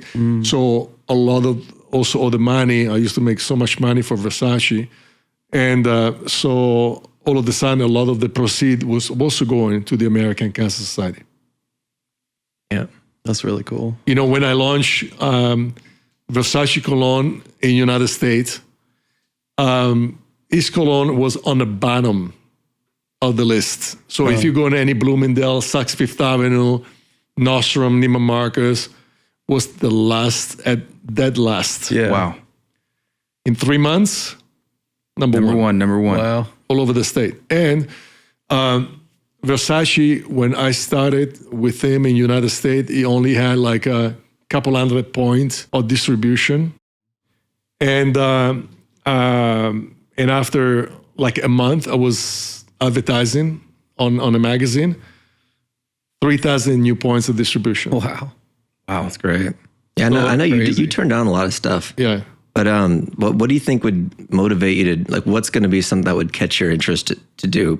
Something fun, something good, something today, like something good, then it would be fun to shoot, fun, great for the people, uplifting. And while we're on this inspirational note to everyone that's watching, like Fabio, like to all the people in the world, what's something like that you've, like if someone has a dream and a goal and they're stuck in a rut and they want to make that happen, what's to all the viewers, Like what's I told something that in the you could beginning, tell everyone? Listen, if you don't believe in yourself, who's supposed to believe in you? That's right. Yeah. Okay? You have to have that infinite belief. Yeah. God give you a mind, a body, and a soul, and a free will. And you have unlimited potential. You and society put limit on yourself. So don't buy into that game. You have to believe in yourself infinite, okay? Because when you have that mindset, nobody's going to stop you. And then you're going to see miracles. Exactly. Absolutely. And just let it be. Let it be. Think about it. God created you to be you because you're unique. And I can prove it to you even in a scientific way. Your fingerprint, your DNA, your cell, now they discover every single cell in every human being is totally different. That's why cures don't work for everybody. Yeah. They work for one person, doesn't work for many others, okay? Because our cells are unique. That's now pharmaceutical company, they're trying to get for a more accurate, detailed cure for every single person. Yeah. Like immune therapy for cancer and so on, okay? It's more dedicated to you and not the other person because everybody's different. So it's the same. You're unique. Yeah. So you can only be the best of yourself. Because when you're the best of yourself, you're unique, you're an original. Absolutely. When you try, like a media, okay, we want you to be like this. They give you idols, right? Yeah. I don't have any idols. My only idols is God. That's it. Yep. All the rest is human, right? That's right. We're all human. Nobody's perfect, okay? So when you have that, but you're an original and you can only be the best of yourself. Otherwise, you're an imitation or a copy. And when you're an imitation or a copy, you can never be an original. You can never be 100% of yourself. You cripple yourself. You limit yourself. Yeah. Absolutely. Okay? So people, they have to understand to love themselves, and that doesn't mean an ego, because remember, ego is the opposite. Yeah. Ego is somebody who's insecure. Why people have ego? Because they're insecure. Absolutely. When you love yourself, you don't have an ego because you know who you are. Yep, that's right. So other people don't have to tell you who you are. And also, you have to know who you are, because if you don't know, that's a problem. That's a major problem. Look at a lot of celebrities, look at a lot of, so all of a sudden they come from nowhere or different part of the world, different background, and all of a sudden they got idolized, right? They put him, you're an idol, they put him on a pedestal. Yeah. Right? But these people inside, they don't even know who they are. Yep, that's right. Right? And so, fame, money, it's a double-edged sword. You can hurt people, but also you can hurt yourself. Yep. And look at the history of Hollywood.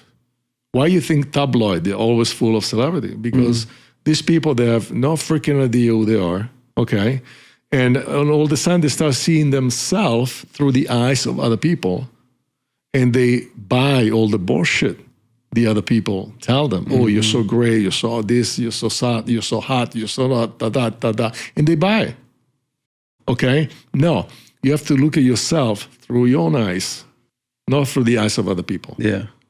Who give a what people said by you? Who cares to judge you anyway? The only thing you should be afraid is God judgment. That's it. Yeah. But people are people, okay? Nobody's perfect. So, everybody, they have their own flaws. Who the are you to judge me, okay? So you have to understand that you have to really believe in yourself. And because you are a God creation and you are unique, you can only be the best of yourself. And when you're the best of yourself, you can give 100%. And people say, he's different. He's an original. Otherwise, look at Hollywood. They come out with a movie and then they come out with 10,000 copies. They come out with a record, but then 10,000 copies. It's because the majority of people, they have no originality. And also, they always play on that safe side because, they have to, because otherwise they're going to get fired. So, okay, I see that and it's a big hit. So I'm going to do something similar. Okay, I'm going to use the same formula. But, it get boring. Got to be original. It get original. boring after a while because it's always the same think over and over. Right. But when you're in your original and you are, why people goes around the world and the Statue of David or the Mona Lisa, Leonardo da Vinci, they're so unique. Everybody, it doesn't matter the generation, people, they're so intrigued because they're a unique piece of art. Because those artists, they express the best of themselves. That's why those pieces of art, they're very unique. They didn't try to copy some other artists, but you can see the artists, they try to copy some other artists. Yeah. Yep. Exactly. And absolutely, yeah, amazing. Copies are never good as the original, and they only think because people they copy is because they're not comfortable with themselves. Yeah. They're not secure enough, and that is a major thing for failure. Absolutely. You fail if you don't believe in yourself. Who am I to believe in you if you don't even believe in yourself first? Yeah. And also, because we have, some people more than other sixth sense. Okay, you can, sometimes people they can feel other people, right? Oh, I don't trust that guy, or You always follow the gut feeling. Or you see a guy go like, oh, I like that guy. It's you have something you relate because we have that sixth sense, and you see it right away when people don't believe in themselves. Doesn't matter how they present themselves. When some people, have to drop names to make themselves bigger, you already know is a loser. Yep, that's right. You already know. It's like, personally, I don't care that this person, that person, because you're not that person and this person. Right. Yeah. Okay. So when you keep name dropping all these people, it's because you're so insecure of yourself and you don't like yourself. Then you have to bring all these people, into your life to make yourself bigger. Yeah. Right. But yourself. I don't, as That's right. I'm a smart guy, so I don't buy into that thing. But Hollywood is a lot like that. Yeah. It's like, who cares? So what? Then this person, that person. You're not that person. Yep. Right. Yep. That's right. Fabio, I gotta say, out of all the episodes we've had, this last section here, everyone, this has been the best, most inspirational moment. And I want to thank too our sponsor, Bangin' Barbecue Sauce, recently first place. And we have a gift for you, Fabio. Oh, thank you. This is good for dog too? I'm sure I like it. I'm sure the dog will love it. Look at him. Ooh, We'll love it. Come here, buddy. Look what I got. Maverick, look what I got. Got a gift for you, buddy. Look what I on, got. check it out. When I tell him, look what I got, it's mean a cookie or some treat. Oh, I got right away his attention. We'll get him some after. He's ready to eat now. Maverick. Yep. Hey, Maverick, thanks for coming on today, buddy. Thanks for coming on the show today, Thank buddy. you, Maverick, to be on the show. You slept the entire time. Hey, Fabio, seriously, we really appreciate you coming on here. And Yeah, very much. and it's been a great pleasure. And It was my pleasure. You guys are amazing. And, it's like you guys are friends, Yep. first of all. And, friendship is always the most important thing. appreciate buddy. the kindness and the friendship. And that is a wrap on this episode, everyone. Much love, and Fabio. Thanks, man. Thank you. Thank you, Much buddy. love, buddy. To you too. All right.